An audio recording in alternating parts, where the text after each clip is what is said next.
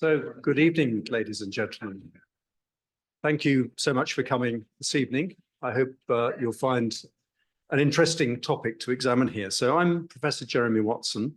I'm a Professor of Engineering Systems at University College London in the Science, Technology, Engineering and Public Policy Department. And I've had the privilege of being the director of PETRAS, the Privacy, Ethics, Trust, Reliability, Acceptability and Security Centre, looking at the cybersecurity of Internet of Things and edge devices from a socio-technical point of view for around about 8 years now. So I'm hoping this evening, which is themed around some of the topics that we've been interested in, will be of interest to you. So this event, as you can see, is hosted by the Foundation for Science and Technology. Welcome to those of you joining us this evening and also to those joining by Zoom, as we've got online attendees as well. The title for today's event, as you saw, is Empowerment and Ethics at the Edge of the Internet, the Benefits and Risks of Edge Technologies. And we're delighted that we've been able to support, as PETRAS, this event. As we're all aware, I think, there's been a massive shift towards citizen-centric technology, in part driven by artificial intelligence, that offers a huge potential in all our lives, but there are also risks. In this event, we're hoping to examine both some of the benefits and some of the risks of these new edge technologies and get a conversation going on how we can approach these technologies given the opportunities for both good and harm. And after the speakers, and we've got 4 distinguished speakers, we'll be taking questions both from those in the room and those joining us on Zoom. So for those on Zoom, if you want to ask a question, you need to use the Q&A function, not the chat function, please, of the app. And you can do this at any time during the talks, if you like. We'll stack up those questions and I will look at those at the end when we start our Q&A session. You can comment on other people's questions and also upvote them, if you like. When we get to the Q&A session, we will ask the questions with the most votes. Finally, if any of you want to tweet about the event, or X about it maybe, do tag us on Foundation for Science and Technology, as you see on the screen. So without further ado, let me introduce our first speaker, Joe Butler. Joe Butler is Chief Technology Officer at the Digital Catapult, which covers advanced technologies, including future communication networks, AI, IoT, and immersive technology. He has a specialism in technology regulation and policy, having had roles as Director of Telecoms and Chief Scientific Advisor at the Department for Digital Culture, Media and Sport, and as Head of Digital Infrastructure at the National Infrastructure Commission. He's also an industrial professor at the University of Bristol Smart Internet Labs. Joe, over to you. Thank you.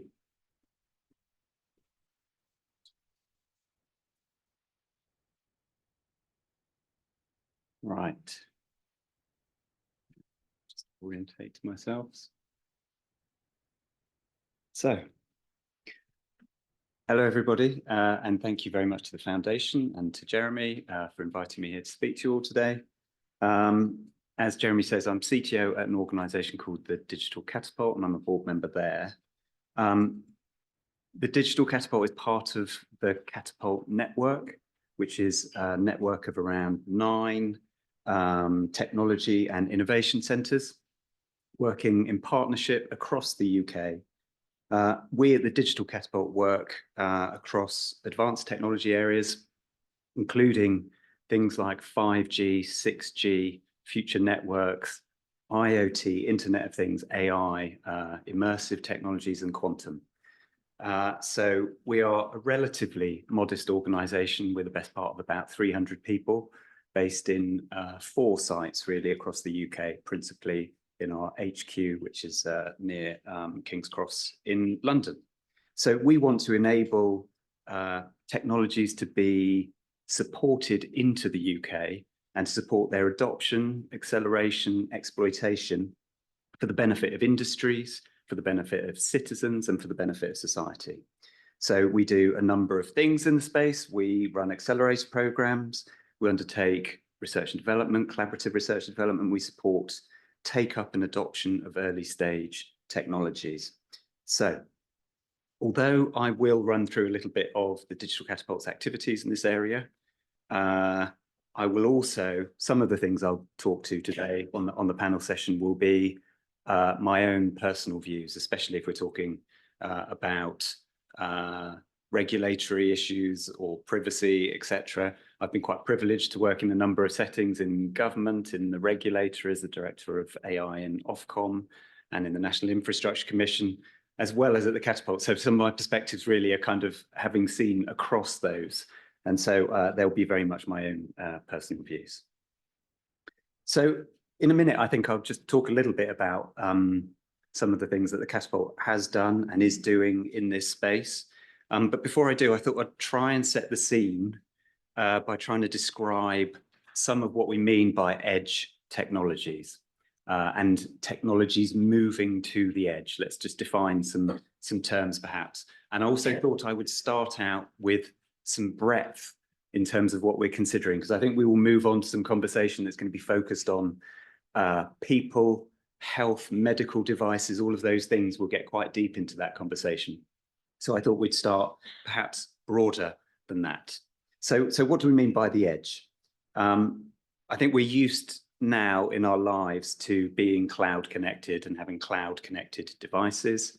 Our phone is essentially connected to the cloud and to data centers at all time. If you're doing a search on Google Maps, if you're using Alexa, if you're using any of those smart assistants, the query that you make is very often relayed back to a data center over a network, whether it's 4G or Wi-Fi or broadband, and then the processing happens in a data center, comes back out of the network to your device. So we're very used to that. Increasingly, though, that interaction is too slow, doesn't really work in a given situation. So it might be that your data is secure. You don't want to share it back to a data center. You may need much quicker real-time responses. It may be from many sensors. The data may be too big to pass around. So the edge refers really increasingly to sophisticated devices and sensors being available in homes, factories, shops, even cars, vehicles, which can do a host of things without going back to the core network and data centers. So it's often many sensors, many devices working together. Both networks and devices are evolving very, very quickly. So devices are using obviously ever more sophisticated processing. They're becoming very sophisticated at processing AI on the device. You will know that from your phones, but equally the networks are evolving.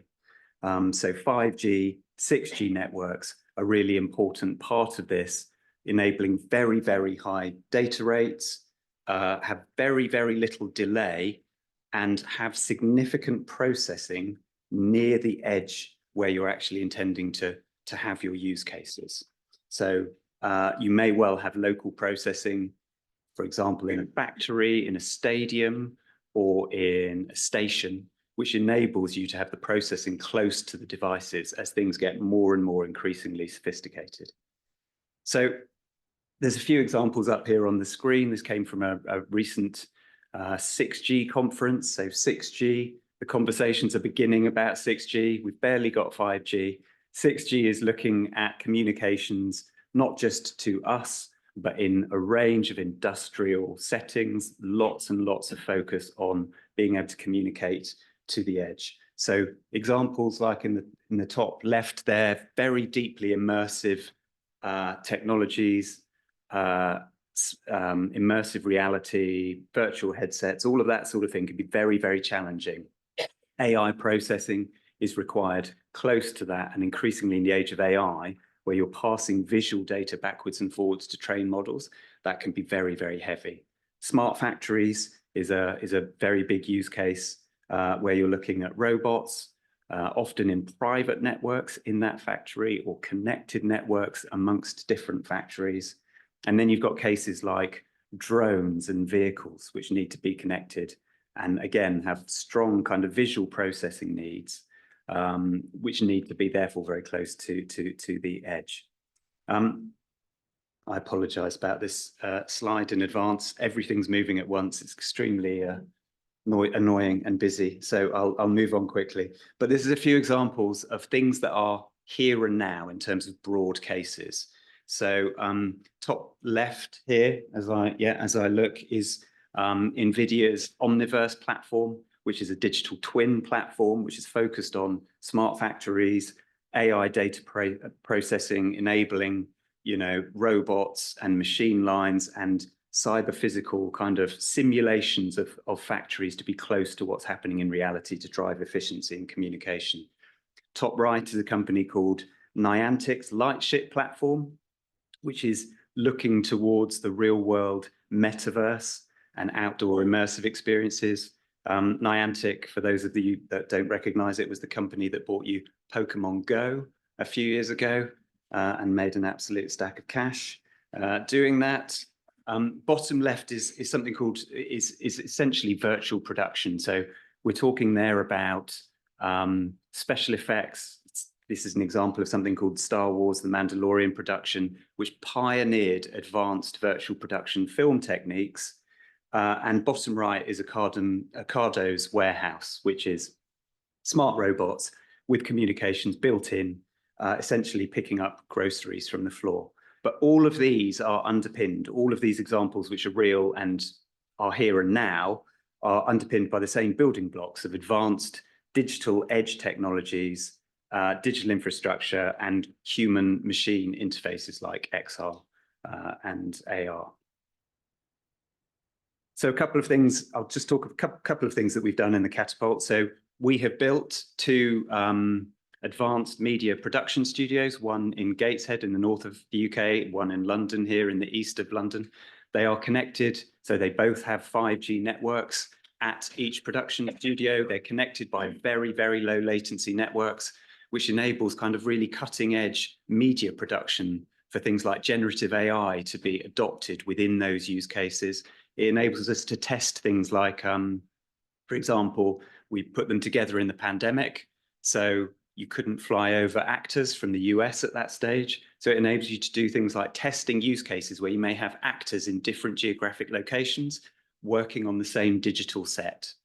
And then the other case there is something called on the right-hand side, something called the 5G Festival that we did, which involved a pop band with a singer at the O2 Arena in London, with the guitarist in music studio in London called Metropolis Music Studio, and with drummers and other instruments down in Brighton, in the Brighton Dome, all of them connected by very low latency networks. And they were able to perform as a live band, visually being able to see each other with immersive headsets on and still play their instruments. And I think if you're a drummer, that's actually really quite challenging. So they played entire concerts to people with that kind of thing. So it's interesting use cases, which are very similar, I think, to a lot of the use cases that are envisaged in terms of the difficulties and the challenges that they present.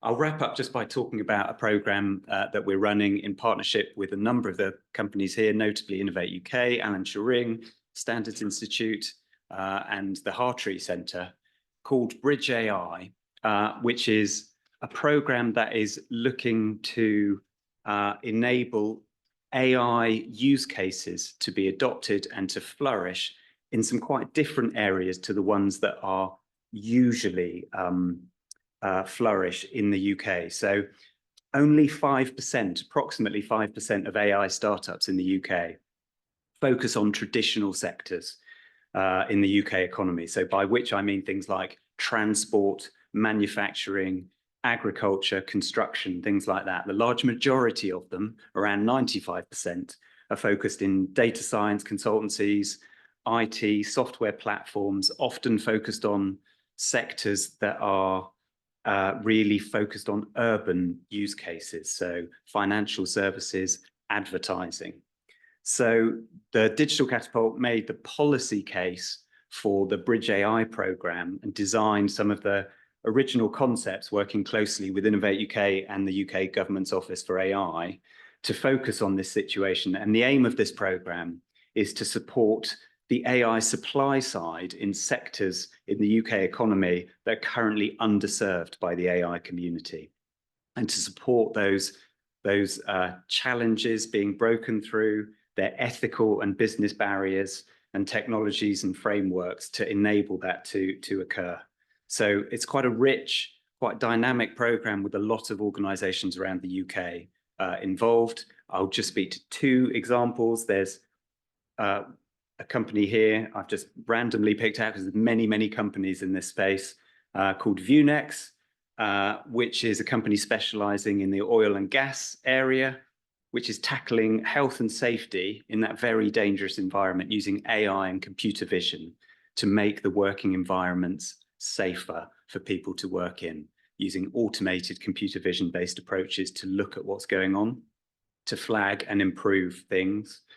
At the other end of the spectrum, I've picked a company called Neural Echo Labs, which is a UK-based computer games startup, which is looking at immersive virtual experiences through brainwave communications, blending brain-computer interfaces, VR and AI together. So again, very much a sort of edge use case. And through this accelerator program, the Bridge AI program, working with partners like the Information Commissioner's Office, that this highlighted in this startup's case, really a considerable amount of high-risk processing of data, unsurprisingly, and identified some gaps that they had as a startup in their policy and guidance around neurotechnology. And the Information Commissioner became a mentor of that startup and has got some ongoing engagement with them to support them as they sort of go on their journey from real startup into more mature companies. So that kind of shows some of the sorts of broader use cases, I think, that we might get into the detail as we start talking about medical devices and wearables and all of those sorts of things. I'm just finishing off with a thing that I saw on Twitter just a couple of days ago as just an interesting case, which I think shows really where things are going to move quite quickly. So you won't really be able to see these images very clearly, but this is an example of functional MRI imagery. So data sets from people who are shown an image. For example, here close to me, this image of a giraffe, and then AI is able to take the data from the functional MRI and construct what the person is looking at. And these are examples of that sort of thing going. So very complex space in terms of privacy. It shows some of the sorts of examples I think that we're going to run into here. So I just show that as a provocation perhaps at the end. So that's me finished. Thank you very much.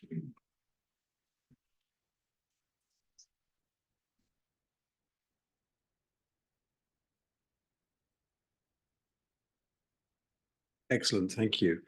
So our second speaker is Professor Payam Barnaghi. And Payam is Chair in Machine Intelligence, Applied to Medicine and Deputy Head of Division of Neurology in the Department of Brain Sciences at Imperial College London. His main research goal is to develop AI and machine learning solutions for healthcare and create affordable and scalable digital systems that can be applied across a range of health conditions. Payam, thank you.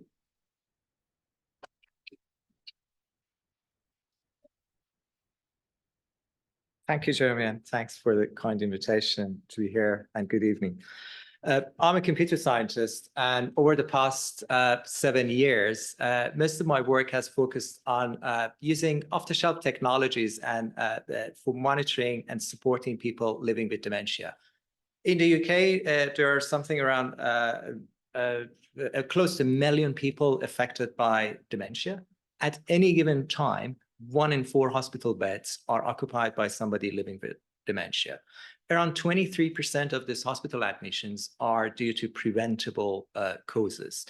Some of the main causes of people with dementia going to hospitals are like falls, hip fractures, respiratory problems, urinary tract infections, which is relatively a simple infection, and with some antibiotics, you can actually treat it.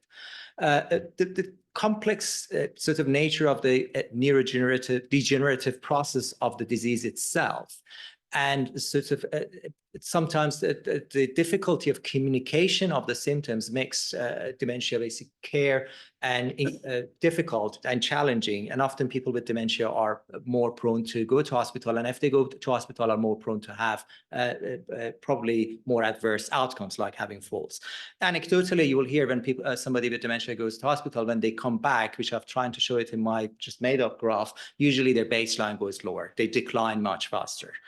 A lot of our work focuses on using edge technologies. In principle, there are sensors you will see around, and I'll talk a little about them. And to create something which we can continuously monitor people's sleep, physiology, movement around the house, and build a picture of their day-to-day activities, and then try to look for anomalies or try to look at when they have a specific conditions, how that pattern will look like. We started this with a generous funding from Department of Health and NHS around 6-7 years ago with my colleagues Ramin Frushan and Helen Rostel. And in principle, we put sensors like passive infrared sensors. They are like your burglar alarms. When you just walk in front of it, it starts just sending messages sort of to a cloud environment, to a little complex, like we use a sensor when you sleep in a bed, goes under the bed and monitors respiratory, like heart rate, breathing rate, does a sleep staging. And this information continuously collected, and a lot of it is passive. The information in a secure network goes to cloud. And within the cloud, we run some analytical algorithms. There is a human involvement. Now, the algorithms do the analysis, and then they will flag something up. And we have a group, like we have set up something like in a hospital, like a call center. And we have a group of nurses. We look at this information, and then they take over and they apply their clinical protocol. But at the same time, they will record everything. As an engineer, for me, they take their raw data, they label it. And then as soon as you start collecting more data, you can reverse engineer and create more smarter algorithms. This study over the past 45 years has moved to a new initiative supported by UK Dementia Research Institute called Minder study, which is run by my colleague, Professor David Sharp. I've just picked up one example of a subset of our data. In this graph, the x-axis is time of the day, and the y-axis are different days, and these are two real patients' anonymous data. I've just taken a subset of data. Each color shows just movement in one area of the house. And if you look at, imagine if I wake up every day, exactly the same time of the day, do exactly the same thing, you expect to see this vertical sort of patterns. But nobody will do that. Nobody will have exactly the same patterns. But interestingly, when just you look at this graph, these two graphs visually, if you look at it, you will see one of the participants, the one below, you will see at nighttime, you see a lot of activities around the nighttime in that house, but has relatively very good patterns during the day. And if you look at the one above, you will see less sort of patterns, but most of the nighttime patterns are sort of referring to bathroom visits. And during the day, you see a lot of sort of inconsistencies in the data. Now, the participant above has somebody with urinary tract infection. One of the symptoms of urinary tract infections, people get up and go more often to bathroom. And this is something which just by looking at data, like you can just pick it up to some extent. The participant below, you see that there are some nighttime disturbances. Somebody has like probably at nighttime start wandering around the house and is high risk of falls. Now, looking at this data is just, obviously I picked up some two obvious examples to show the differences, but it's not scalable. You can't just expect clinicians constantly look at this data. The whole work we have been doing over the past few years is training machines to look at these patterns and learn how these patterns associate to different conditions. Very quickly, this is an example with it, and it took us a while to build this algorithm. Urinary tract infections, as I said, is one of the top 5 reasons people are admitted to hospital, people living with dementia. If you pick it up early, is easily treatable or to a large extent. If you don't pick it up, could cause sepsis, could have sort of a risk of life, or become very complicated condition if it's not picked up. Some of the symptoms, people more often go to bathroom, the body temperature increases, the heart rate, breathing rate at nighttime especially changes. UTIs come with delirium, people's movement patterns will change. And those are, like I've shown 2 examples of the same person having a urinary tract infection and another day not having that. And we had a few hundreds examples of this, people with UTI, not UTI, and we fed it to algorithm. The technology here is the easy part. Getting the right data and the right clinical insight is the most important thing. And we have created an algorithm, which on the right-hand side, you see starts detect, and those shows like the accuracy of algorithms or across the sensitivity, specificity, how accurate the model is, but it starts generating an alert to say, what is the risk of somebody having a urinary tract infection? Now, once we pick that one up, of course, this is not a clinical diagnostic. You just screen it. You have a better way of screening it. And then our colleagues will take a urine sample, will send it to a lab. And at the same time, in parallel, a group of my colleagues, they're working on creating an in-home test. Then you have an in-home test, which is relatively cheap, but you can't do this all the time. And a digital monitoring will pick that one up and you take it. And you can see this is on the x-axis on the right-hand side, 1 day before they had infection, 2 days, 3 days. And if you're a clinician, you know people would just don't wake up to have a urinary tract infection. It will take some time. When I say 0 days, is the day we had the diagnosis exactly and goes backwards. Obviously, the way you go backwards, your accuracy is going to decrease. Last thing before I go, and then we can discuss this more in the during the panel, is when we did this algorithm, we went and do the post analysis. The accuracy was, let's say, we were around 80%. We were interested who are this 20% we failed. It turned out majority of those people were female. Women age over 65 has multifold or higher risk than men to have actually urinary tract infection. If you don't look at it, your algorithm starts biasing towards a subgroup in your study. And I can talk more about what you can do about the different social demographics and different things. So, and these are type of things when we use these technologies, if we are not very, very careful, which Leonie will talk more about this after me, we can create a very, very dangerous sort of technologies, which they are interesting, but at the same time, they might discriminate a subgroup in our participants. Well, let's stop here. Thank you very much.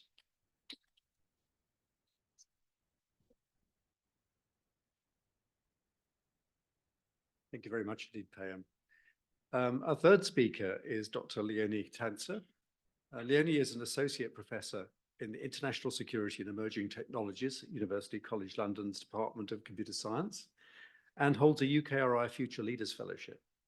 She's part of UCL's Information Security Research Group and initiated and heads the Gender and Tech research efforts at UCL.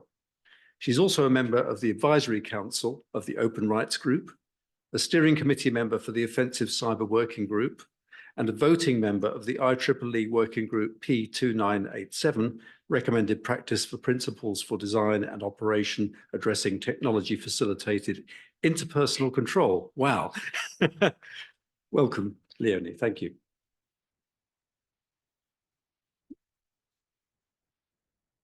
Thank you very much. Good to be here. Thanks to see everyone.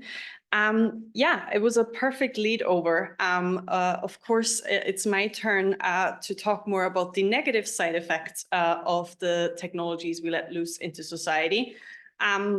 I specifically focus on issues around intimate partner violence. That's a very lengthy terminology that the IEEE group has chosen. And I just want to stress at the start of this presentation that we will cover potentially traumatic content. So please feel free to also grab me afterwards if you want to chat about this.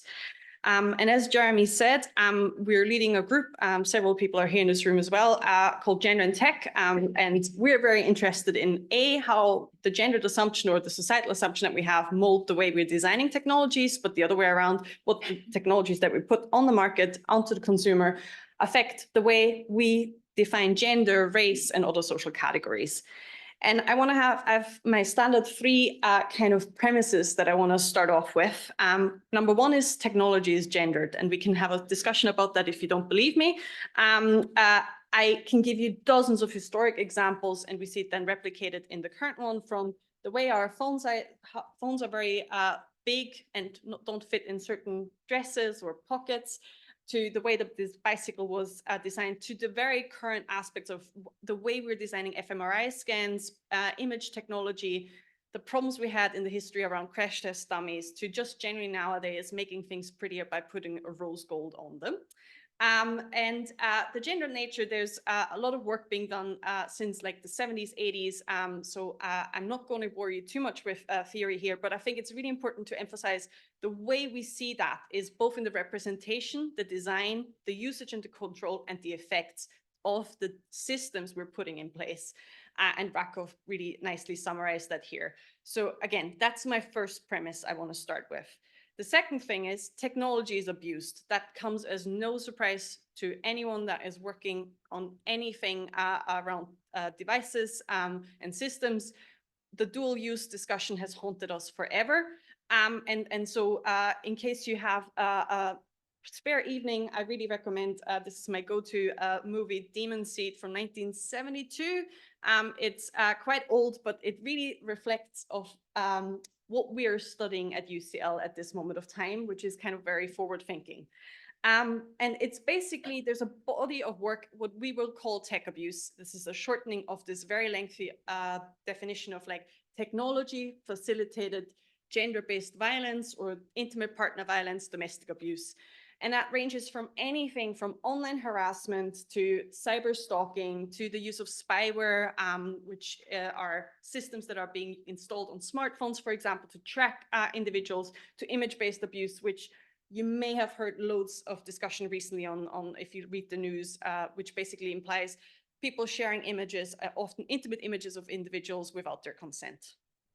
Now, this tech aspect to the domestic abuse and intimate partner violence angle, you know, is actually very hard to measure. It's haunting most of us for most of the time. You know, if you think about the way we're using tech, everyone has a smartphone nowadays. So if you count any misuse, like excessive text messaging as tech abuse, well, then we have 100% of victims and survivors of the stalking helpline having one aspect around like tech facilitated abuse. If you put more nuance to that, like around sophistication, perhaps you have 72, etc. So we're currently actually in debates like WHO, UN Women, UNFPA. How will we measure that globally and how will that be standardized? But I just really want to stress, this is not something that is a minor issue that is, you know, running through society in the fact, purely by the fact that we have tech in every aspect of our life, from the young age to the old. The commonality that I really want to stress and that really relates to the topic of today is that, of course, there's often a misuse and repurposing. My go-to example is I tried to get industry stakeholders to an event. They are always very coy when I call them to come to stuff. The representative on the phone, of course, they weren't speaking for the company, but I still think it was very telling, said, well, we're actually really not comfortable coming because we haven't designed the technology to be abused. That wasn't our intention. And I thought that was kind of a really easy way for them to wiggle themselves out of coming to an event, because I know nobody goes with the, well, perhaps there's some manufacturers out there that do that, but there's nobody really setting out to produce something that is harming people. And I really want to stress also, while I'm talking a lot and while my passion lies around smart internet connected devices, I really want to stress the majority of abuse that happens at this moment of time is still what I would call conventional tech. So the things we have in our pockets, in our house, the stuff that is affordable, cheap, and like widespread. It is affecting, unfortunately, a lot of women and Black, Asian, minority ethnic groups. So the same discriminatory aspects that affect societal groups and minority groups in general is also playing out here.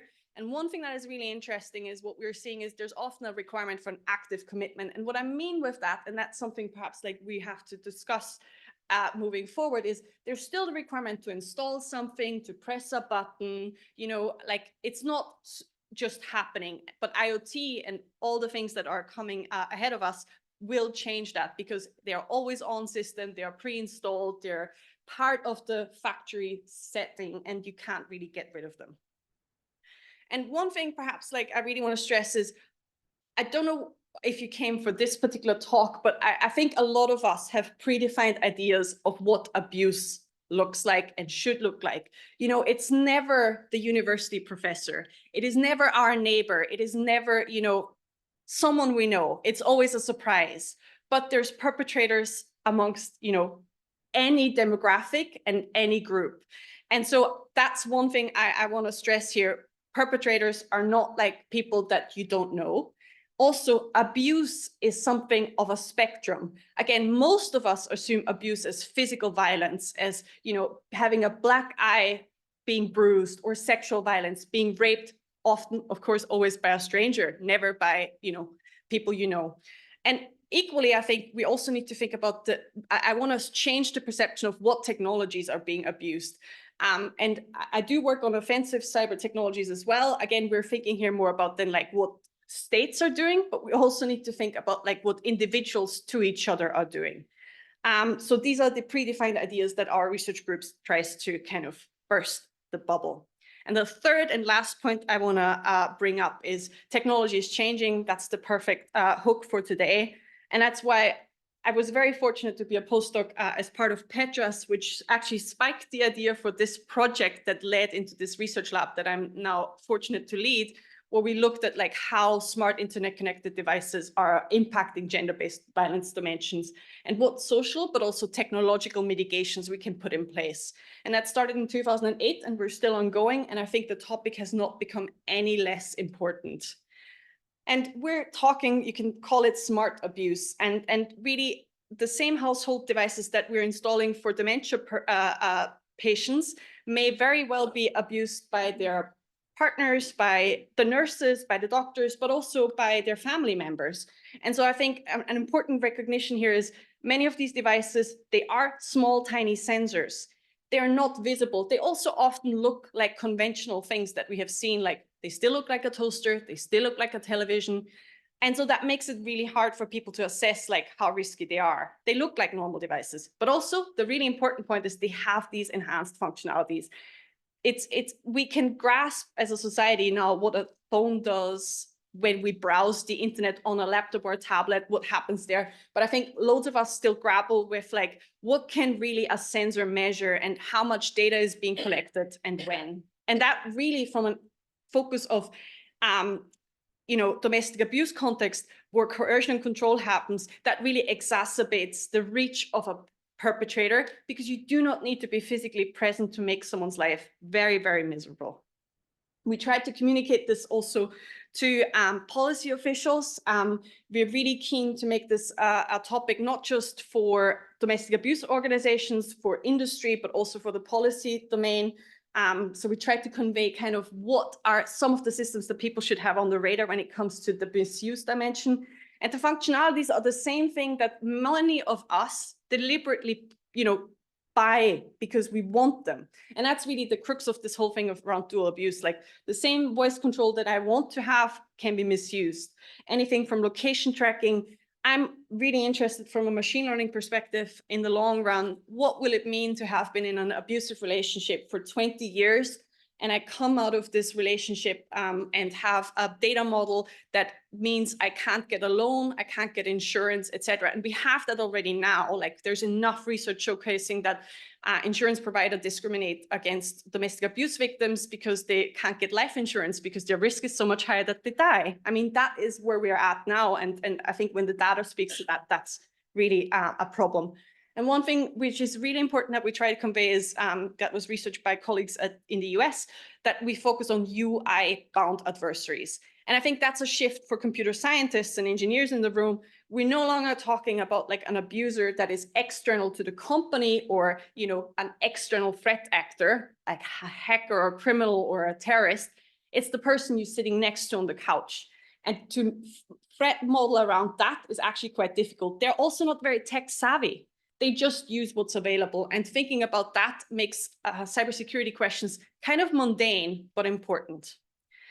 And yeah, the risk trajectories are different depending on where a victim is on their cycle of abuse, so to say. Like, whilst they're still in a relationship, what we see, and unfortunately, domestic abuse is still a very gendered phenomena. And I cannot tell you if I would have got £1 for every time I work with support sector organization to hear, which is very female dominated and not tech savvy, I could quit academia and live off that.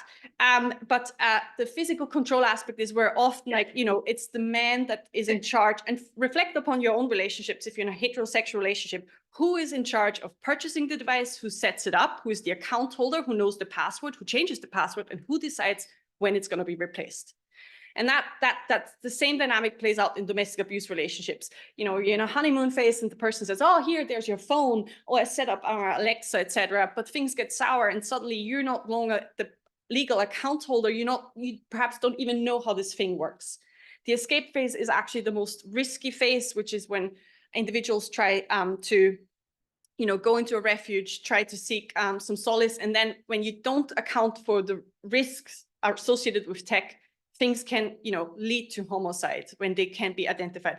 And the life apart phase is when we can go back to kind of the positives of tech, because many victims and survivors use the same technologies that have been misused against them, then in the environment where they feel comfortable and in control of systems to protect themselves and their environment. So that makes it really difficult. I know I'm at the 12-minute mark. But I know I have my go-to phrases, and I'm on a mission to get this across society. If there's one thing you take away, I say this all the time, let it be this. I think what we're currently in a very critical moment is that both the underestimation of the capabilities of technology are just as dangerous as the overestimation. And what I mean with that is we see that victims and survivors are being told horrendous things that devices can do. They've been told that I have a hacker friend, I buy something on the black market, or, like ludicrous things that devices can do. And that is fed by the media, by the fancy brochures, by the Oral-B AI toothbrush adverts we see in the underground. But equally, not accounting for the capabilities that really are there is just as dangerous, because it means victims and survivors perhaps are not being aware that there is GPS tracking happening, that there's spyware that can be installed on their software. So it's really critical to discuss this in a realistic setting, not overemphasizing this, not a hyperbole, but actually, thinking about the practical, realistic threats that are there, risk trajectories, and how we can help victims without gaslighting them even further. So yeah, that's my point. I think really important, this is not something that can be saved by the support sector alone. This requires tech industry, government policy. There is, if you are a technology interested person, an IEEE working group. We're always keen to see more people there, especially industry stakeholders. They're very sparse. We also run a newsletter that I shamelessly promote all the time, where we inform people about this development. So yeah, thank you very much. And I look forward to question and answer session.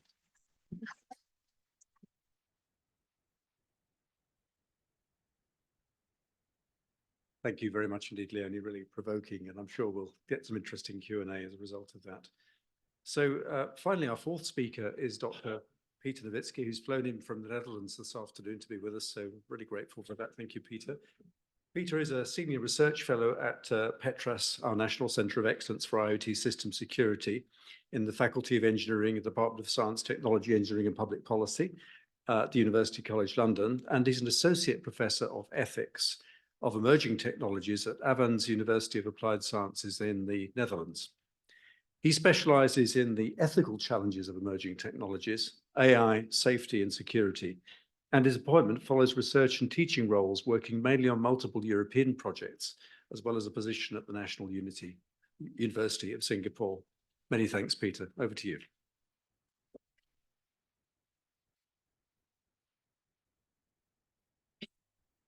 Thank you very much for the foundation, Gavin and Jeremy, for the invitation.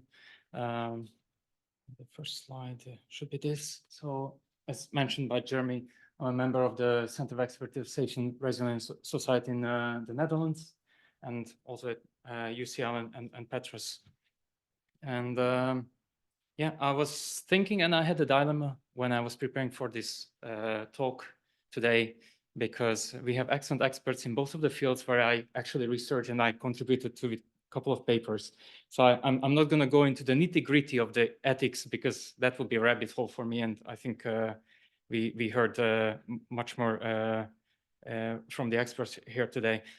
So my first part of the talk will be a little bit just shedding light upon the ethics part of ambient assisted living technologies, where I actually did a PhD about, and then intimate partner environments, where I also wrote a paper co-authored with other experts in the Netherlands.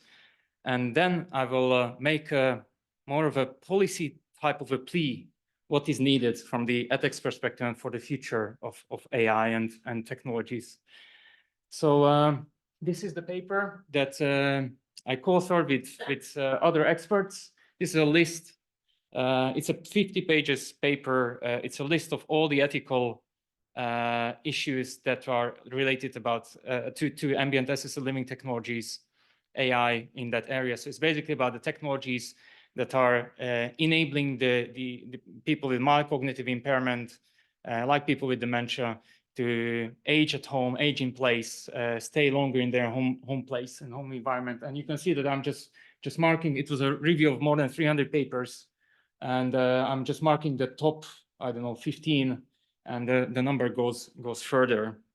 The other paper that I was fortunate to co-author with other experts and colleagues was on the intimate partner violence. And you can, what I want to see, show with this, and you want to, I want you to make see here and visible here, is that how convoluted and complex this area is. So both first from the ethics perspective, the sheer number of ethical topics, and also here the complexity of the various stakeholders' point of views, and how, for example, intimate partner violence is just represented by the various aspects and approaches. So we can see public or global health perspective, human rights, policing, and this is, you can see that the numbers are actually showing that almost like equal numbers, around 30% almost each, or 20 something almost each. And what both of these papers try to highlight, that modern technologies have tremendous amount of ethically relevant challenges. The numbers might even increase of more than that 100 by now. They have some very complex entanglements, either between the public, private, or communal individual approaches. They have complex links between stakeholders, between who are associated with these technologies, who are directly, indirectly affected, like people with dementia, like the informal carers, formal carers, healthcare professionals, victims or perpetrators, etc. And we are all dealing as ethicists with issues of wicked problems, societal challenges that by definition cannot be solved. And they cannot be solved even with the technology. So, but we still try, and that's the role of the ethicist. Basically, I would describe that the art of an ethicist is as a researcher, to pick those most relevant aspects and highlight them and ensure the representation of respect, rights, universal and societal values while dealing with these technologies. I'm not going to bore you with the official definition of the ethics, but I just mentioned that this is basically a systematic reflection on morality. It concerns values, human morality as rules, guidelines, principles, judgments, normative decisions, and as well as justification. So we try to provide arguments why to choose this or why to choose that. It's an intellectual inquiry. That's actually the best definition which I was able to find throughout the years, about the concepts and principles that helps assessing behavior, helping or harming sentient creatures. And it increases our ability to cope with moral problems. And this was basically the ethics part of my speech. As a representative of the PETRAS National Center of Excellence, it's always an intriguing area to focus specifically on the cybersecurity area of emerging technologies. And this is a report, oh, the picture is missing. This is a report that was written in 2018, so quite aged to my standards. Here, 26 authors, 14 institutions spanning academia, industry, civil society. It was followed by, as a result of two separate workshops held at Oxford in 2017. There are very, very prominent authors who try to collate all the digital, physical, and political connotations of AI cybersecurity. And you can see the list. I enhanced the picture by highlighting which challenges already happened. These are highlighted by green, which are currently happening. These are by orange, and the red one is which did not happen yet. You can see there are the various references. The only one is basically a physical security where the terrorist is repurposing a commercial AI system. We can ask, since 2018, most of these challenges already happened. When is that going to happen, and how ready we are in terms of cybersecurity? To further aggravate my message here is this is a report from 2017, if I'm not mistaken, from Booz and Company Digitization Index, where they looked at the digitalization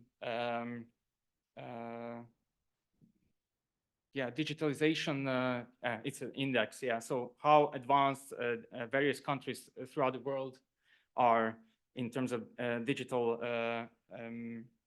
technologies. And they were measuring 23 indicators throughout the various 6 key attributes like ubiquity, affordability, reliability, speed, usability, and skill. I'm not going to bore you with this, but they categorized the countries between 4 areas: the constrained countries, emerging countries, transitional, and advanced. Most of the blue and the green, the developed Western countries. I wasn't able to see here. Maybe it's somewhere. Oh, actually, Russia is just on the bottom of the. I just see it now of the advanced one, but China is still a transitional one. And it just this picture, I think, this graph shows how vulnerable our societies are and are becoming in the future in terms of cybersecurity. And now a little bit, now the second half about the plea. I would like to invite you to my library that I spent a couple of weeks reading. It's a very recent book of Daron Acemoglu. He's an MIT professor of, I think, economics. And he tried to describe in his book, highly recommended to read, the last 1,000 years of struggle over technology and prosperity. It actually feeds very much into the debate how much innovation, how much regulation we need to have, which is quite a hot topic in Europe at least. But as we can see from the book, also in elsewhere, and he describes. Yeah, he's also the author of the book bestseller Why Nations Fail.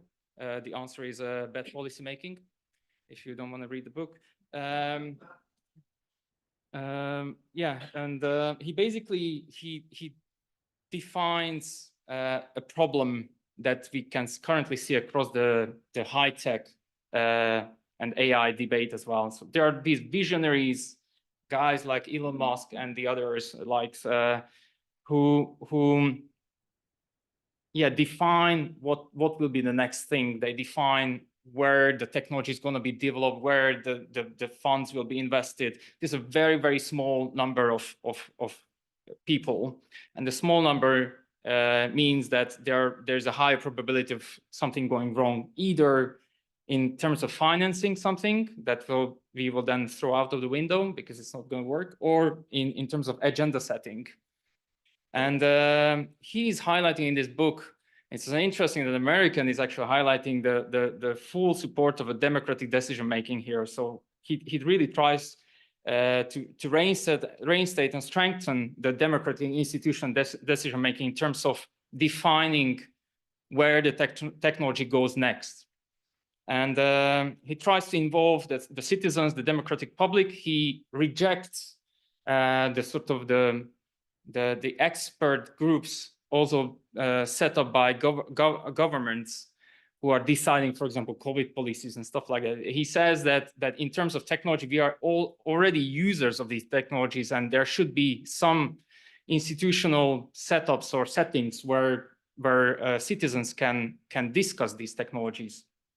And yeah, I think if there is one argument which summarizes his book, and I'm still digesting it because I just read it very recently, is that throughout history, because he looks in the last 1,000 years, throughout history, the trickle-down prosperity or trickle-down economy or trickle-down anything never worked. And that's the challenge that we are facing in terms of technology now and today. The other book that I would highly recommend is Sir Professor Geoff Morgan's book, also published very recently. And this is a bit of a critique to my fellow philosopher colleagues, because he says that in the book published in 2023, November, in the years that followed, many came to view much of the work on AI ethics as a distraction rather than a solution. Dozens of books and conferences worried about issues such as the moral dilemmas of trolley problems. Others explored the possible dynamics of the singularity, a generation more into the future, when AI might suddenly take off and dramatically supersede human intelligence. Yet at the time, AI was being applied in almost every area of daily life with very little serious analysis on the social and ethical issues. The work on the distant horizon was intellectually appealing, but arguably divergent from the harder problems of the present. What I would like to highlight here is I fully agree with this statement. I think he had a very courageous 3 paragraphs where he describes this problem. I'm in the field of AI ethics for the last 15 years almost, and I'm getting a bit frustrated by exactly this, and it's an excellent summary. That's why I would like to focus on the more applied challenges, and that's why I was focusing on the dementia and intimate partner violence and how that actually translates in a practice-based view. Both of the authors, they don't want to sound too alarmist. They just want to, but they are seriously concerned about where the AI is heading. We have tremendous amount of AI tools, AI frameworks. The last time when I looked, I redid that literature review, which I showed you. When I started my PhD, we had 5 rough AI frameworks. Now we have 50. And the question is, who is validating them? Who is testing them? Who is applying them? Where these tools are basically scaling up, where are the ambient assistive technologies widely used. So there is already 10 years of research, and it's, for example, it's not across the NHS, if I'm not mistaken. So it's not widely used still. And yeah, what I want to summarize here as an ethicist is that there's a tremendous amount of work. We need more specialists in the socio-technical field who can engage and work with the citizens, the users, and as well as the researchers, the industry partners, and the developers of these technologies. Thank you very much.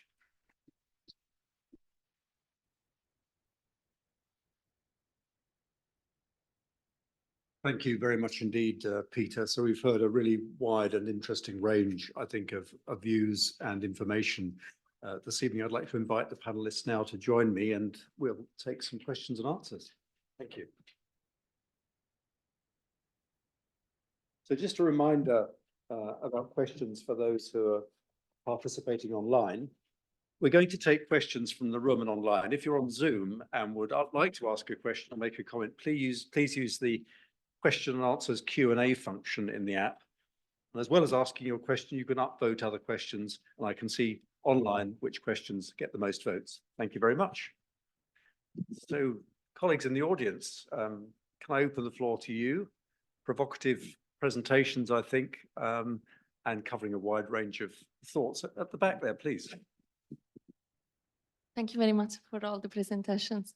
I have a question. It is, I don't want an answer. Maybe you don't have it. But is the edge enough to say that the system is private? I will give you some example. Like last week, Android came out with a system that like record your calls and basically say this detecting scam. And they say, yeah, but this is private. It's all done in the phone. And then Microsoft yesterday launch a system in which they take screenshots of your screen for like doing a search algorithm, basically for what you see in your screen and what you need to search in your screen. And they say, yeah, but this is like done locally, right? This is secure. I think it's not, to be honest, because what are the other applications that can access to basically those data? So I'm a little bit tired of listening, like having things at the edge is secure and private. And I wanted to ask you if you think that if you think the same, and if you have like future technologies for which this can be improved, basically. Thank you very much indeed. Whether Joe, you'd like to start on that one? And Sure, yeah, sure, certainly. And I'm sort of aware I was given the job of presenting some of the upsides in my slides, and that doesn't mean I don't recognize the downside. So I just want to dispel that straight away. But I feel I've done my job now and I can dispatch that part. I think there are huge upsides, but I think In terms of the edge, I very much agree, I think, with exactly what you're saying. I think there are many examples of applications and services and all sorts of things that are operating in our daily lives where there are huge concerns. And in a way, you've obviously got to separate out privacy concerns from security concerns, because although there are security concerns, you may well have a secure end-to-end encrypted link, but equally you don't know what the app or the companies involved are doing with that data, and it all comes to, you know, very complicated end user, you know, agreements and things that people never read. So very broadly, I think simplistically, yes, I agree. Thank you. Colleagues on the panel, anyone else like to respond? Payam? I think Anna's question is an interesting one. Often is perceived if you're collecting a data on an edge device and you process it on an edge device, is more secure. In reality, yeah, I agree. It's not necessarily secure. There are multiple aspects to this. If you're collecting data on a device and you analyze it, depends what happens with the analyzed data. Often the manufacturers, they will take that and will send it still back to the cloud. For example, look at the device we use for sleep monitoring. Everything is done on chip, means everything collected from your sleep patterns, everything analyzed, staged, everything done on the device. The raw data never leaves to some extent, doesn't leave the device. But end of the day, my sleep patterns is sent to a cloud network. Now, that cloud network has my IP address, has my sleep patterns, and can locate it where I am. And of course, I need to register an account. And with that account, I give my email address and lots of other information. Now, of course, there are a few aspects of it. For us to use this and give it to other people, I think our responsibility is to make it clear. Like in our case, in our study, we tell exactly to our participants what we collect and also what the manufacturer could collect from you and how we're going to manage that and how we're going to get that. Part of it is also from the regulatory perspective and the policy making, how you sort of set your regulations to prevent some of these companies not to at least misuse that. The one misuse could be sharing that with other commercial entities, link it to my credit card information, now how I sleep, or other data. To some extent, I think the European sort of countries and to some extent UK has better regulations compared to the other side of the Atlantic, I would assume. Thank you. Leonie, please. Yeah, I mean, hey, Anna, thank you so much. I mean, you know as much as anyone about the risk of that and have an answer probably for yourself. But like what I actually think from this question that I think is important to take away is, and you're in research and I don't know about the audience here, but I think one thing that is important to recognize is that most of that data is then held by private individuals, and it's never going to be analyzed beyond the realms of this company. And I think that's a big shift that I think we're talking loads about big words like we need regulation. I mean, we can use that as a plaster for everything, but nobody knows how to regulate and how and what and I think what I think is more fundamental, we can, as academics, as research institution, we can no longer provide new innovative solutions to these problems because we are often reliant on teaming up with industry partners, then being locked in by working with them and the data that they're providing. Plus, we can never, I think, this is a very radical statement here, but I wonder if we can actually have radical innovation outside of private entities nowadays. Because so much of the data that is required nowadays and also the infrastructure to run analysis, do tests, whatever, is privately held. And I think in some ways we're kind of narrowing down our options because we have only these several billionaires that can fund things and several big institutions that can purchase small startups that do something innovative, but then are still held by certain corporations. I know this sounds super, bashing of neoliberalism, but I think we need far more radical approach, because if you want innovation that is focused not on profit but on benefit, I think the innovation needs to happen in research institution, and that has kind of fallen apart. So I think that's a very long-winded answer to basically say I feel like that problem will not be solved if we kind of stay within the system that we're having and where we're headed to. Thank you very much. Yes, I have a question, but Peter, do you want to Yeah, respond to this one first? just quickly react on this because we know from research that whenever we tick a box or read the terms and condition, or we don't most of the time, there is an aspect of which is called in the literature called routinization. We do it, and it's a standard thing in 90% of the cases, and there is a long research on this. It means making a step back, and speaking as an ethicist, it means that there is no valid consent of data gathering. Now, if you make a further step, basically the current ecosystem works. There is no valid consent of our data gathering, or yeah, we are feeding a system that is also a black box. So, what will be the output is just basically the last element, and how it is going to be used against us. As Leonie mentioned, for example, with the insurance company, we need to think about these systems and processes, how this goes through, and how the various data are being used with us. And the second thing, what I would like to mention here is excellent question, excellent concerns. We will obviously have a report about this meeting, and it will go on the website. There will be videos and recordings, but what effect we will achieve. And this is something that we would like to change in the Netherlands. The Center of Expertise, we are setting up a so-called ELSA labs. So these are ethical, legal, and social labs that are trying to involve the actual citizens. So the political system in the Netherlands is very municipality based, and we are able to change municipal regulations and policies on a local level, and force, for example, businesses to collaborate more. So this is a long project that we try to change, and this is something that gives a voice to concerned citizen, unconcerned citizen, researchers, and every just like any of us here in this room. Thank you very much. So we have a question there and a gentleman behind. Thank you. My question, I originally had this question for Peter, but actually I'm so glad that this conversation happened already. I would like your opinion on when you're addressing the relative power of players, democratization, citizens, etc. Nobody's actually mentioned open source. What is your opinion? Is it going to be strong enough to keep up with it? Who wants to start on that? Have you got a view on that, Peter or Joe? Do you want to go first, Peter? Or? Well, I'm not a coder. I'm just I'm an enthusiast. I try to use their solutions. Obviously, the development is quite interesting because there are some various pressures, also debates within the communities that are not easily manageable.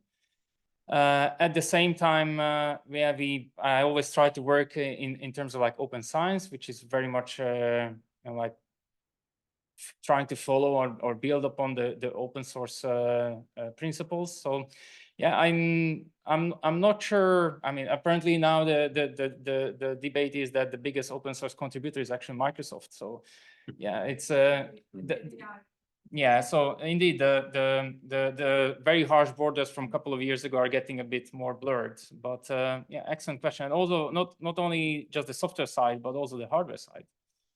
Yeah. Joe. So, I mean, this obviously comes particularly to the AI part of the conversation. And I think there are things that are speculative, yet to be decided and to be determined, and then things that are kind of fairly clear. So historically, open source has been a very good thing. Open approaches, transparency has been a very good thing. There's an awful lot of change that's happened over the last couple of years. So OpenAI is a company that started with an open approach and became a very privately focused and changed its company structure to be highly profit motive. And so you have oddities going on there. There was at the advent post-transformers being invented in 2019, the things that underpin things like ChatGPT and much of the AI revolution at the moment. There was a big debate as they started to become very large foundation models, large language models. We'll see large vision models. We'll see large multimodal models becoming incredibly powerful over the next 5 years. There was an awful lot of debate about, so for example, in the CMA, did a study in the UK about this, about competition and openness in foundation models and concentrations of power. And it's been really interesting to follow the dynamics there, where, for example, as I think you point out, the very largest foundation model has just been made open. So open source has actually triumphed, and open approaches in AI have triumphed recently in this space, which was not necessarily predictable. So companies like Hugging Face, I don't know if we've got any AI people in here, is a platform which has got just about every single AI model available with weights, ready to go in configurations that almost anyone can use with the academic papers there. And one of the most recent additions to that is Meta's Llama 3 model, one of the biggest models ever made, trained on 24,000 GPUs at great cost to Meta, completely open sourced. Now, my view is they've open sourced that for their own commercial reasons, because it affects the other people in the marketplace who are playing. But nevertheless, it's a very interesting dynamic where open source in the AI space is currently playing quite well. However, the data sets, an awful lot of the data sets that are used to underpin this internet scale data, the public data has been chewed through. And what's actually, there's an awful lot of, therefore, the things that are incremental are in private hands and private additional data sets. So it's a rich, interesting space, and it's a very good question. Thank you very much indeed. So we take sort of a couple of questions together. This gentleman over there and the lady behind, in order of raising your hands. So this gentleman over there, yeah. So can we do the two together and let the panel chew over those? Thank you. Obviously, we're lucky here. We're sitting here. We've got a team of people who know how to get things done and make it happen. The average person doesn't. We talk about dementia. How many people know about the dementia? How many people get there early to actually get the treatment that we're talking about can be done to help them? We never get that information out to them and give them the early sort of information. I got involved with a couple of projects, one with Barts and one with King's, and they were both, well, my pictures of my brain are now in King's all over the place. Anyway, we've got this sat there, but I'm never sure when I should go and talk to my doctor and say, I'm getting dementia. What do I do? You know, how? It just seems very difficult. And where medicine, particularly in the UK, is moving, where they're trying to get in ahead of treatment to actually make it cheaper, more practical to do, and reduce bed capacity, and so on and so on. I'm not sure how we're doing it and how much we're going to be doing it over the next few years. I'm afraid I see the opportunities from it, but I'm not sure we're getting the message out. And that's not a criticism of anyone. It's a fact, I believe, anyway. Anyway, that's me. Yeah. So it's probably, because this is a very specific question, it's probably very good to refer it to you, Payam, if I may. It's a very, very good question. Mainly our medical system, with all due respect, and I love NHS, my wife works for the NHS, still is our clinical system runs like a Victorian time. I get ill and I go see my doctor. And nobody comes and asks me how I am before I get ill. And by the time I get ill, in many cases, is probably we should have started early. What we are focusing here, the new technologies, they have the potential to change that. And this change, probably if we all work together, all the sectors work together, will happen. NHS will adapt some of these things. Just a simple example I'll tell you, maybe the sleep monitoring we do, at some point I went to a manufacturer and asked them, you sell this commercially. I guess your users have given consent, you collect their data. It turned out they do. And but said, can we get this for research? We're going to put it to good use. With all agreements in place, we got anonymized version of their data, and we have something like a few million nights of people's sleep data. And we did it benchmark it again, an age-matched group. We took the same age from our control and age group we had dementia, and we gave it to machine to look at what a dementia, so the same age group sleep will look like, and what somebody like, let's say, in a healthy control group will look like, and try to identify the patterns. And then we showed actually you can use it in general population to screen for early for signs of dementia. We've done the same thing looking at electronic healthcare records. We looked at thousands of hundreds of thousands of people's electronic healthcare record, and we had over 10,000 people we knew they diagnosed with dementia. We went back 10 years.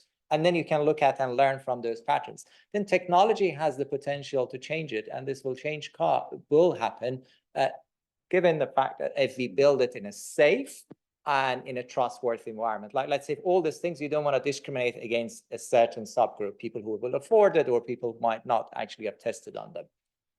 But I don't want to take too much time, but thank you for that. It's really rich domain for conversation here.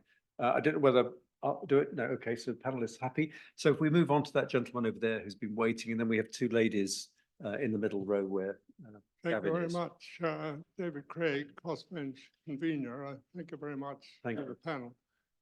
May I be slightly provocative? Most of our experience of history is that there are terrible technology failures which end up with a large number of people becoming victims or even dying.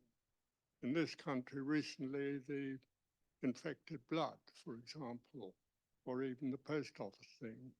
Globally, maybe COVID-19. Looking ahead, AI is yet another technology. And with all your expertise up there, would you like to point out to us which is the most likely AI failure which might lead to a large number of victims or even deaths?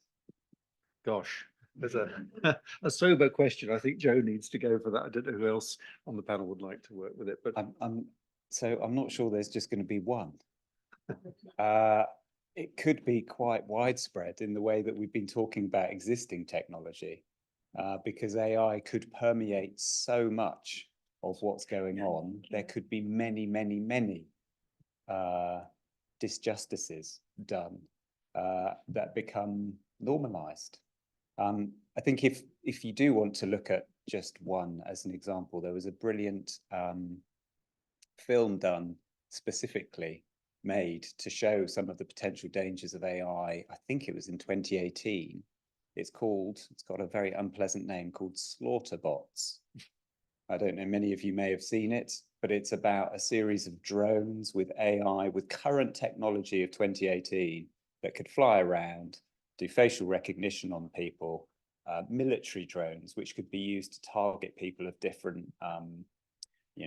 religious beliefs, or, different, could be anything, genders. So, there are examples, I think, where it can go quite badly wrong, and some of them have been depicted. But coming back to, if I can come back to one of the points that Leonie made, which is, if I can just stand up for regulators for a minute, and the need for regulation in this space, however hard it is, and I think it's phenomenally hard. I am an ex-regulator. Much of regulation is ex post.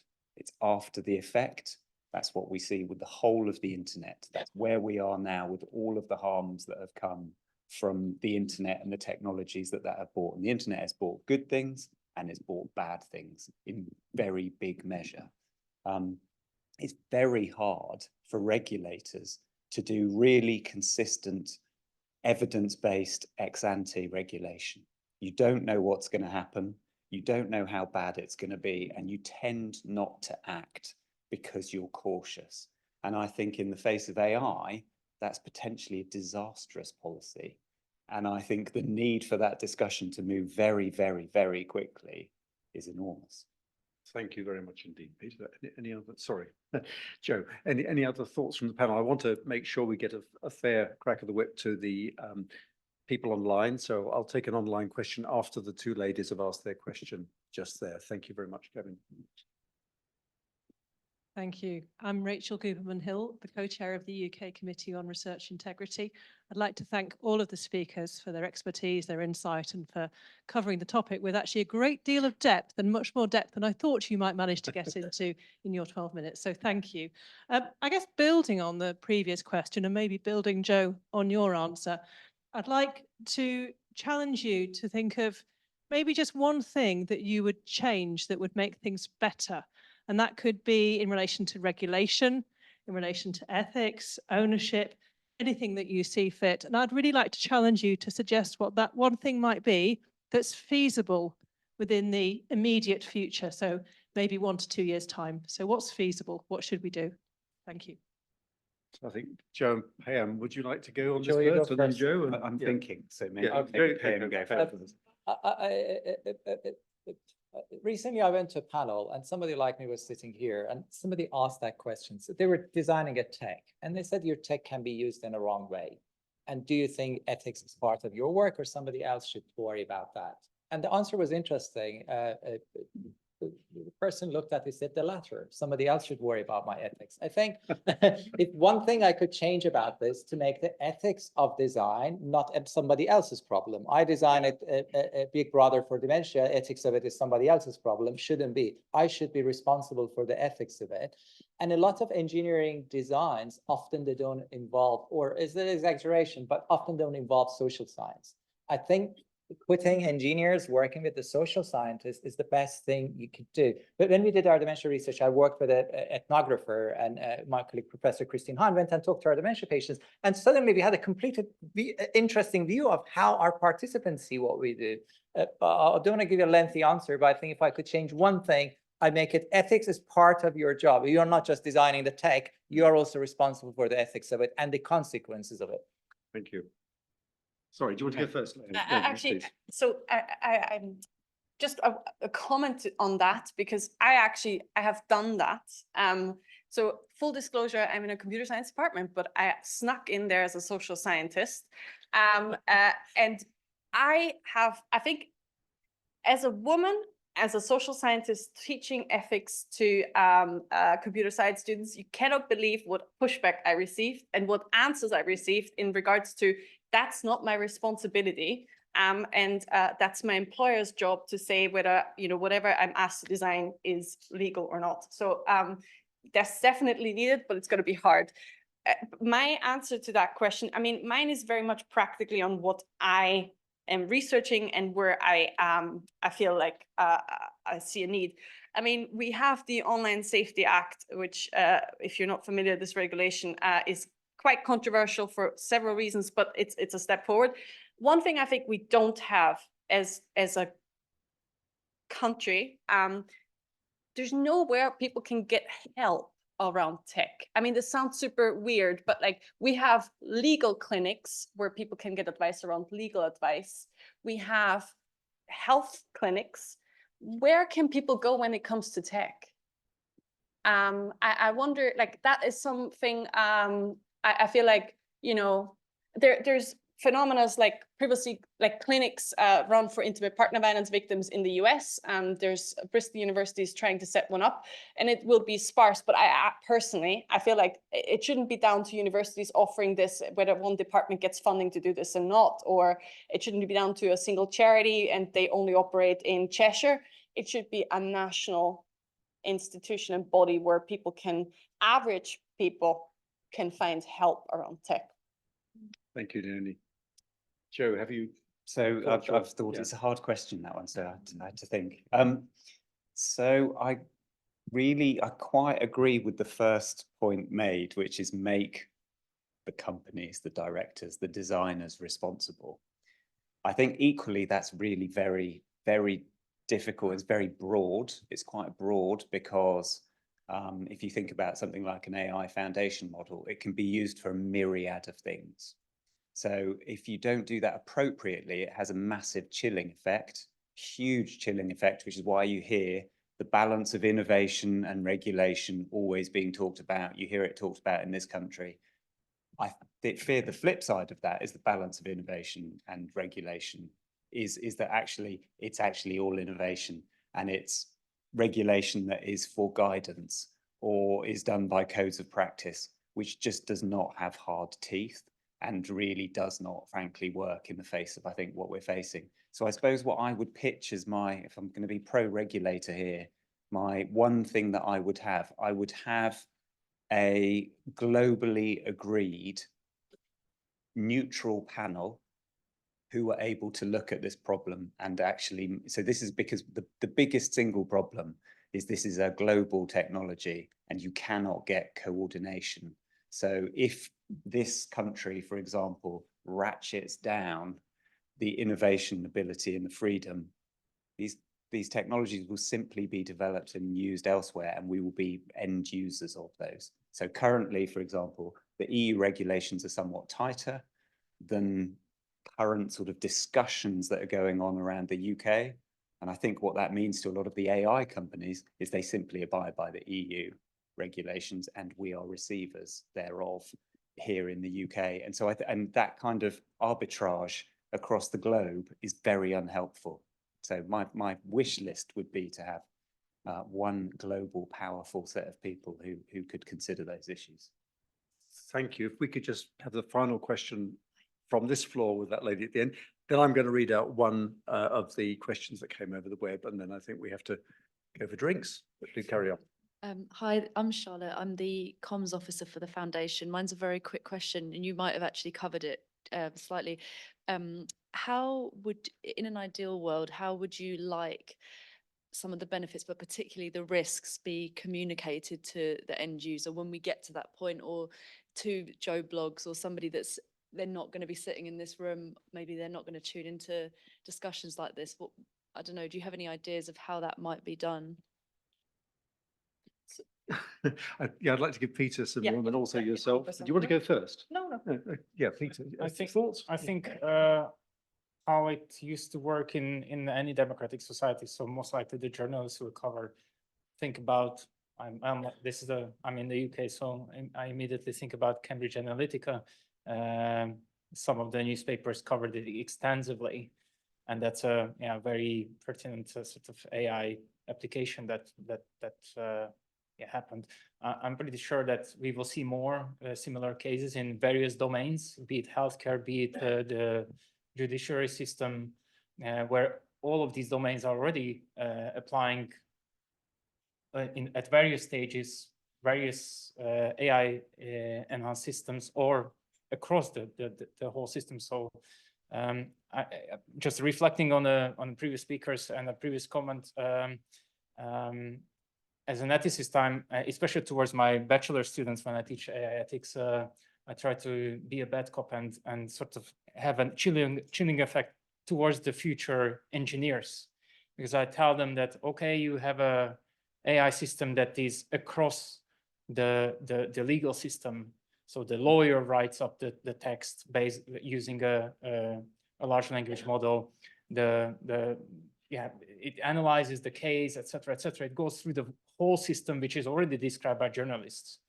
And imagine that it is effective in 98% of the cases. It speeds up the process. Everyone is happy, except those 2%. And what if you, as an engineer, will fall into that 2%? What if it will be your healthcare insurance? And make them think about it. And it has that chilling effect. And I hope that they will remember that. Thank you very much. Leonie, please. I must apologize. First, I need to ask, please apologize that I don't remember his name, but like the famous UK conservationist who is always on BBC. David Attenborough, thank you so much. Oh my God. I swear to God, I was frantically trying to remember. National crime. I know. I will be expelled of the UK.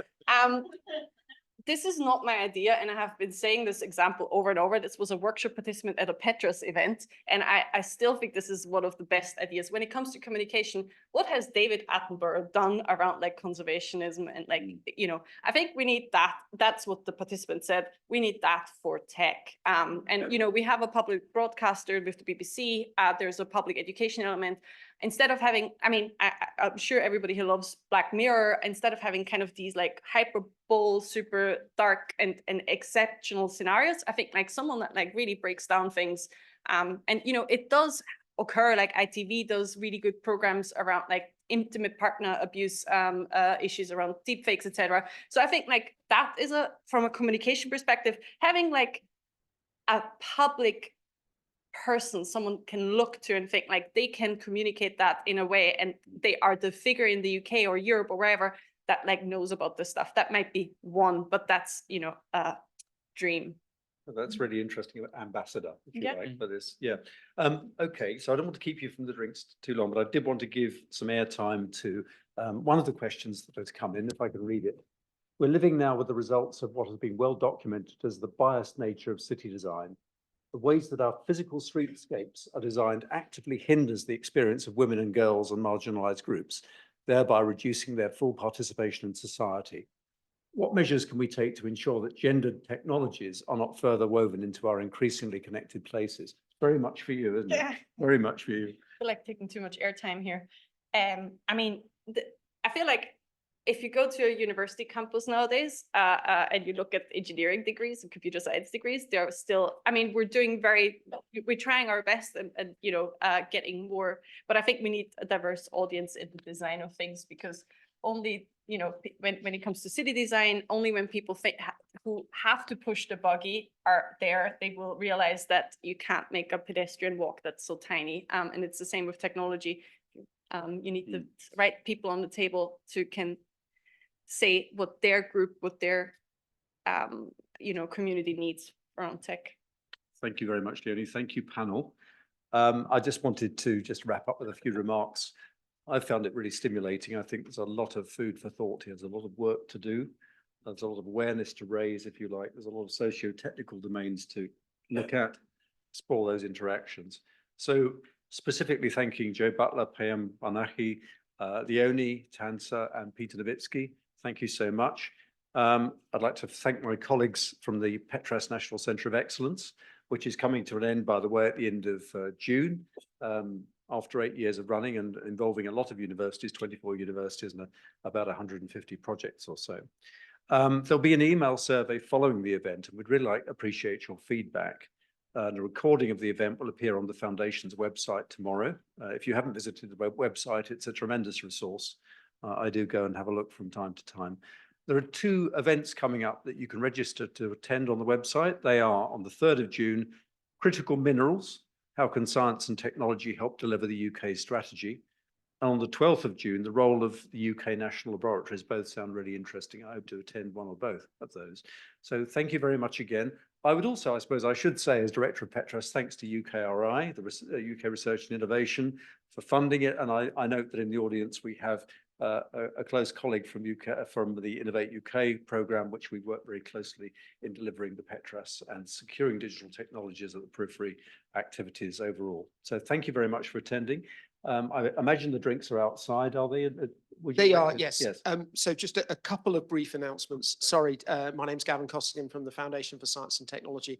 The first one is, Jeremy's just mentioned 2 events. It might be that the event on the 3rd of June is postponed because of the election. So we're just working that out. So we obviously haven't had a lot of time to work it out because we've been here, but so do register and you will get a place, but it might not be on the 3rd of June. The second thing to say, which is much more positive to everyone here, if you've not registered for dinner but would like to stay for dinner, there's a few people who've not turned up today. So do feel free to stay for dinner if you'd like to. There will be food for everyone. And just for the moment, there's drinks right outside. So. And I think, Gavin, we've got a further, perhaps slightly less formal opportunity to. That's right. So after dinner, there's another question and answer period, and that will be sort of off camera, and that will be you to ask the even harder questions because the answers are not recorded and put on the internet.